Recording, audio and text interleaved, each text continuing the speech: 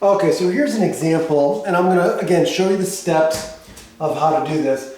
One of the things you want to do is, if you look at this, you want to split this up. We're going to use the product property several times, and that's okay. I showed you in the last video the proof with 2, but this can be expanded to as many factors as you want. So what we're going to do is we're going to write this as a complete factored form. So all of these, this is going to be all the prime factors of 30 and all the prime factors of the algebraic expression here. Okay. Now it depends on the question. If I was evaluating this and stuff like that, maybe I'd do it differently, but what we're going to do is we're going to write it out using the product property. So the first thing I'm going to do is factor this out completely even with the factors here. So I'm going to write it as log base 3. And I'm going to factor this. This is going to be 2 times 3 times 5 times x times 3x plus 4. Okay, and that's it. And now I'm going to use the product property with each of these. So I'm going to write this as a summation, right?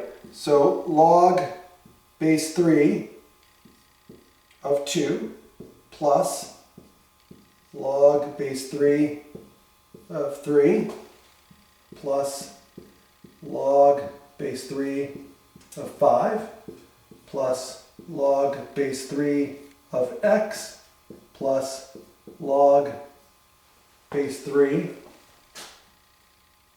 of 3x plus 4. And I'm done.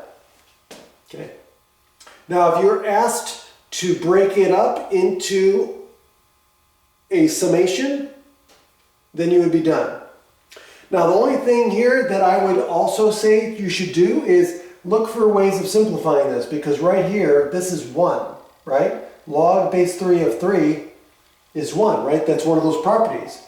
So it's going to be, but again, it depends on how the question is worded. If it's just wanting you to use the product property, then you could be done. But I wouldn't be, I wouldn't mark a student off if you even simplified it even further and just wrote that as 1.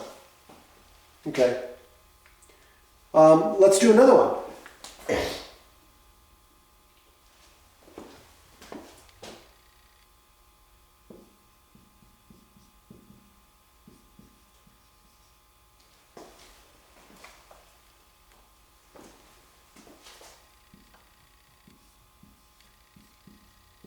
Okay, here we go. Log base b of 8k.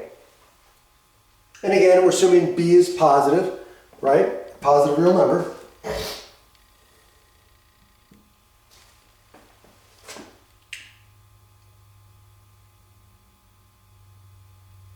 And so we would just use the product property, and we write this as log base b of 8 plus log base b of k. That's it. Next, we'll talk about the quotient rule, or the quotient property.